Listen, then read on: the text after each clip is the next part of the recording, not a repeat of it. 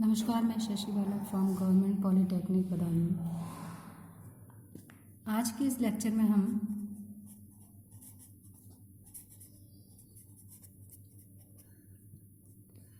Wind energy conversion system के block diagram के बारे में पढ़ेंगे।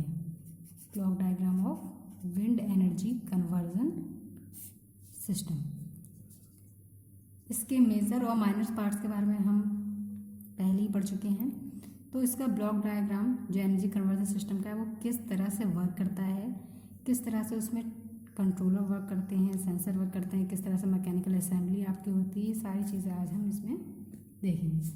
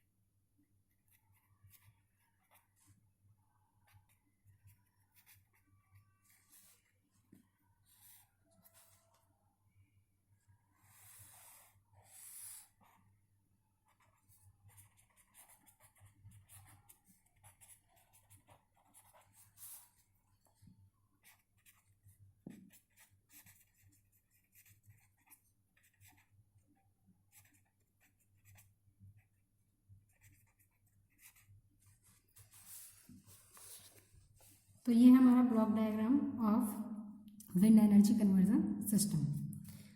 तो ये आप हमारी एरो टरबाइन है, यानी कि हमारी विंड मिल या फिर विंड टरबाइन। इस पर आपकी विंड डायरेक्ट होती है और या कंट्रोलर के द्वारा हम क्या करते हैं, विंड जो आपकी इनकमिंग विंड है, इनकमिंग विंड डायरेक्शन को ट्रैक करते हैं या फिर उसे पॉइंटेड करते हैं। और कंट्रोलर ये आपका है जो क्या करेगा, सेंसर का वर्क करेगा, जो कंट्रोल सिग्नल प्रोवाइड करता है। तो यहाँ से क्या होता है, जो आपकी विंड स्पीड होती है वो कंट्रोलर या कंट्रोल से पहले तो वो आपकी जो विंड की डायरेक्शन होती है वो ट्रैक की जाती है और वो भी आपकी फिर कंट्रोलर के द्वारा ही ट्रैक की जाती है। फिर इसे कंट्रोल के द्वारा ट्रैक करने के बाद आपकी जो विंड एनर्जी है वो मैकेनिकल इंटरफेस में जाती है। मैकेनिकल इंटरफेस आपका गियरिंग और कपलिंग की क्या होती है, एक असेंबली होती है। ये आपकी सुटेबल कपलिंग होती है। तो गियरिंग से आपकी जो विंड एनर्जी है वो फिर रोटरी मैकेनिकल एनर्जी में कन्वर्ट होना शुरू हो जाती है और फिर कपलिंग के द्वारा उसे फिर क्या कर दिया जाता है, इलेक्ट्रिकल जनरेटर को ट्रांसमिट कर दिया जाता है। नेक्स्ट आपका था पिच कंट्रोल। तो कंट्रोलर के थ्रू पिच कंट्रोल क्या करता है आपका, ये आपका पिच कंट्रोलर जैसे मैंने आपको पहले बताया था कि आपके ब्लेड की टर्निंग के द्वारा पिच एंगल को कंट्रोल करता है। तो कंट्रोलर के द्वारा ये कंट्रोलर जो पिच कंट्रोलर वो आपका वर्क करेगा कि कितना आपको पिच एंगल रखना है। फिर उसके बाद आपकी जो विंड एनर्जी है वो मैकेनिकल इंटरफेस के पास होगी। फिर आपकी गियरिंग के थ्रू आपकी स्पीड कंट्रोलर से सेंसर की जाती है कि कितनी स्पीड और कितना टॉर्क आपका प्रोवाइड हो रहा है। फिर कंट्रोलर के थ्रू आपका कंट्रोल सिग्नल कपलिंग तक पहुंचता है और कपलिंग के बाद फिर से एक बार इसकी स्पीड मेज़र की जाती है कंट्रोलर के द्वारा। और फिर जो आपकी यहाँ से जो विंड एनर्जी थी वो जब रोटरी एनर्जी में कन्वर्ट हुई, तो रोटरी एनर्जी में कन्वर्ट होने के बाद जब ये स्पीड इसकी यहाँ से कंट्रोलर के द्वारा मेंटेन करके दोबारा कपलिंग तक भेज जाती है।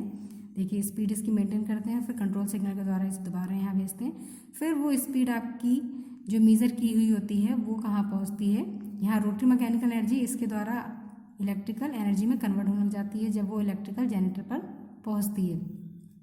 तो जब वो इलेक्ट्रिक जनरेटर पर आपकी जो रोटरी एनर्जी है जब वो प्रोवाइड होती है, तो यहाँ से जनरेटर का टेम्परेचर कंट्रोलर के द्वारा मेंटेन कर लिया जाता है कि कितना टेम्परेचर प्रोवाइड करना है जनरेटर के द्वारा। फिर कंट्रोलर के द्वारा एक सिग्नल या फिर एक कंट्रोल सिग्नल इलेक्ट्रिकल जनरेटर को पहुँचाया जाता है, जिससे आपकी जो रोटरी एनर्जी थी, जो विंड एनर्जी आपकी मैकेनिकल इंटरफेस के द्वारा रोटरी एनर्जी में कन्वर्ट हुई, फिर वो रोटरी एनर्जी आपकी इलेक्ट्रिकल जनरेटर के द्वारा इलेक्ट्रिसिटी में कन्वर्ट हो जाती है और उसे लोड या फिर जो भी आपके उपयोगी ग्रिड होते हैं या यूटिलिटी ग्रिड्स होते हैं उन्हें भेज दिया जाता है।